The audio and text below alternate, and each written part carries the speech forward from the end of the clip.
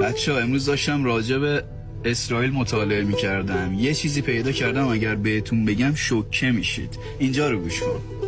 سال 586 قبل از میلاد نبوکدنصر دوم پادشاه بابل به اورشلیم حمله میکنه و خیلی از اسرائیلیای عزیز رو به اسارت به زور میبره بابل و معبد سلیمان هم خراب میکنه و دقیقاً 47 سال بعد، کی؟ 47 سال بعد، اینجا رو داشته باش حالا، پادشاه ایران زمین کوروش بزرگ به کمک اسرائیلیا میاد و اسیرها رو آزاد میکنه و اورشلیم رو پس میگیره و حتی به اسرائیلیا کمک میکنه تا معبد سلیمان رو دوباره بازسازی کنن. حالا امروز چند سال از حکومت کثیف جمهوری اسلامی میگذره؟ 47 سال.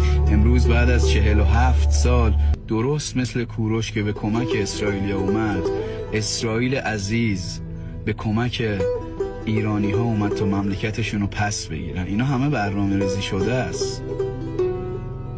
مردم اسرائیل عزیز، شما کاری امروز کردید، شما لطف بزرگی رو به مردم ایران که کردید که هیچ کشور اروپایی حاضر نشد بکنه که امروز روح کوروش بزرگ در آرامش باشه. شما کاری کردید که لطف بزرگ کوروش رو به تمام ایرانی‌ها برگردوندید.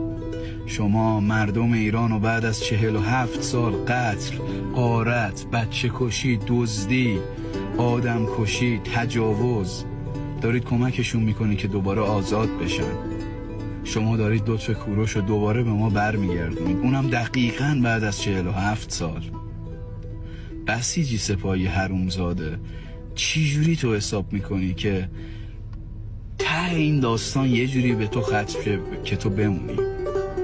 کارتون تمومه.